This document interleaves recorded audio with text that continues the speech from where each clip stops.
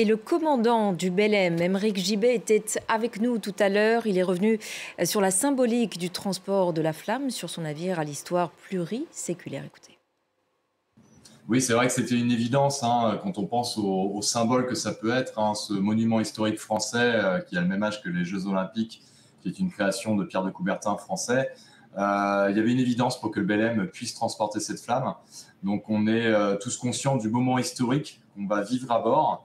Et puis donc beaucoup de fierté. Nos jeunes éclaireurs sont arrivés à bord. Ils sont aussi prêts à remplir leur mission de transporter cette flamme. Donc c'est vraiment une croisée des chemins historiques, comme pour les Jeux, comme aussi pour le Belém, qui a traversé plusieurs siècles, qui a croisé l'histoire de l'humanité. Pour la première fois, le Belém apportera sa pierre à notre histoire commune, l'histoire de l'homme, en transportant la flamme olympique. Alors j'ai pour habitude de dire qu'on est sur un navire historique, et pendant ces 12 jours de mer, on aura cette opportunité d'être sur un navire olympique. Et 12 jours donc, de navigation jusqu'à Marseille avec des techniques dites à l'ancienne. Concrètement, qu'est-ce que ça veut dire ? Alors, technique de navigation à l'ancienne, c'est-à-dire que le Belém a bien sûr le confort moderne à bord, l'électricité, il respecte toutes les règles de sécurité. Vous voyez, je suis dans un bureau moderne, je suis connecté avec vous. Mais l'enjeu du Belém, c'est de naviguer avec un gréement qui, lui, n'a pas changé début XXe siècle. Donc, la conduite du navire, intrinsèquement, n'a pas changé. Il faut toujours avoir un opérateur à la barre, un timonier. On n'a pas de pilote automatique. Donc, on a cette grande barre à roues qui conduit le navire. Et puis aussi, l'envoi des voiles qui fait que le gréement n'ayant pas changé, eh bien, les gestes techniques de conduite du navire sont les mêmes depuis près de plus d'un siècle. Et aux côtés de l'équipage, disons, traditionnel du Belém, 16 nouveaux membres d'équipage vous accompagnent. On les appelle les éclaireurs, des jeunes qui sont en situation de réinsertion sociale. Comment ont-ils été sélectionnés ? Alors, c'est grâce à notre mécène, la Fondation Belém Caisse d'Épargne et son mécène, les Caisses d'Épargne. Ces jeunes ont déjà navigué au moins 1 à 2 journées à bord dans le cadre d'une mission d'insertion de la Fondation Belém à destination de différentes associations. Et parmi tous ces jeunes qui ont eu la chance déjà l'année dernière de naviguer avec nous, un a été sélectionné par région.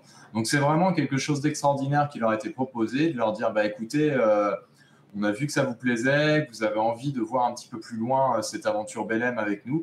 Donc il leur a été fait presque un cadeau incroyable, qui est de pouvoir participer à cette aventure formidable, de pouvoir venir avec nous. Donc pour nous, c'est très important parce que ça représente aussi les valeurs de la jeunesse France pour l'ensemble du territoire national. Et puis se dire que dans ces jeunes qui ont un chemin de vie peut-être un petit peu particulier, c'est un moment qui fera clé pour eux. Je pense que toute leur vie, moi-même déjà toute ma vie, je vais m'en rappeler de ce moment-là, mais je pense que pour ces jeunes qui sont encore un peu au début de leur vie professionnelle, de leur vie sociale d'adulte, ce moment-là, ça fera clé. Et c'est vrai que ça va sûrement les amener vers appréhender autrement les valeurs de notre société, parce qu'ici, sur le bord, c'est l'entraide, c'est le collectif, une certaine rigueur, parce que le bateau a besoin de rigueur. C'est toutes ces valeurs qu'on amène aussi avec nous et qui sont aussi, d'une certaine manière, proches des valeurs de l'olympisme. Alors, quelles tâches vous allez leur confier alors ? Tout, ils vont tout faire. C'est-à-dire qu'ils vont se réveiller la nuit, ils vont barrer, ils vont tirer sur les bouts, ils vont assurer le poste de propreté, ils vont accompagner la flamme, l'emmener jusqu'au bout, ils vont monter dans la mâture, ils vont faire la veille. Enfin, il y a une liste de tâches incommensurablement longue. Et en plus, c'est sur 12 jours. Donc, il va falloir qu'ils aient vraiment la santé. Il faut qu'ils arrivent en forme. Pour l'instant, ça va. Ils ont le sourire et tout. Mais après, le rythme de navigation est fait aussi pour qu'il y ait des périodes de repos. Ils vont s'acclimater, s'amariner, comme on dit, ressentir les mouvements du bateau. Donc, en fait, ils vont vivre une expérience très, très riche. Et puis, au-delà de tout ce qu'on va leur demander comme technicité à bord, de faire des gestes maritimes ancestraux, eh bien aussi, ça sera cet échange avec nous, nos 16 marins professionnels, qui sont le personnel d'encadrement issu de la marine marchande, les personnes qui sont à bord pour l'encadrement de la flamme. On a 3 gardiens de flamme, nous avons un docteur, par exemple. Ils sont supervisés aussi par des accompagnateurs issus du service militaire volontaire. Donc en fait, c'est toute cette ambiance-là, toute cette société-là qui va apprendre à vivre ensemble. Donc ça, c'est une richesse humaine extraordinaire qu'on va pouvoir avoir pour 12 jours. Et puis en plus, avec la présence de la flamme au quotidien, ça va vraiment faire une aventure humaine incroyable. Votre mission, c'est donc de rapporter cette flamme olympique à Marseille. Quelles précautions vont être prises pour que cette flamme ne s'éteigne pas ? Alors cette flamme, elle est dans une lanterne de transport, c'est une boîte fermée. Elle est sous la responsabilité de 3 gardiens de flamme. Donc, il y a 3 gardiens de flamme, ce qui permet d'avoir une présence autour de la flamme dédiée 24 heures sur 24. La mission des gardiens, qui est pas neutre, de s'assurer que la flamme ne s'éteigne à aucun moment. parce que une fois en mer, nous, on ne va pas pouvoir rallumer la flamme, retourner à Athènes ou Olympie, rallumer la flamme. Donc eux, ils ont une grosse responsabilité aussi, c'est veiller à ce que la flamme ne s'éteigne pas. Donc dans un premier lieu, la flamme va être embarquée à bord, et puis on va lui trouver une belle place pour commencer la traversée avec nous, ce qui s'appelle le Grand Rouf, qui était l'ancien salon d'apparat de l'époque anglaise du navire, qui date de 1914 un petit peu. Donc c'est un très joli écrin, puis l'avantage de cet écrin, c'est qu'il est sécurisé, étant donné que c'est une pièce fermée qui n'est pas ouverte au vent. Mais c'est aussi une pièce de vie, c'est-à-dire que cette flamme, elle va vivre avec nous en permanence. C'est le lieu où on fait le briefing le matin, par exemple, donc on va la voir tout le temps avec nous. On aura chacun notre petit moment, je pense, d'intimité avec cette flamme qui nous appartient que pour quelques-uns pendant 12 jours et qui sera après à portée de vue de milliers de Marseillais et puis sur les écrans du monde entier. Donc c'est vraiment un moment intime qu'on va pouvoir vivre avec la flamme et je pense qu'on le réalisera, je ne sais pas à quel moment, mais chacun a un moment le fait de réaliser qu'il est seul face à quelque chose, un symbole mondial.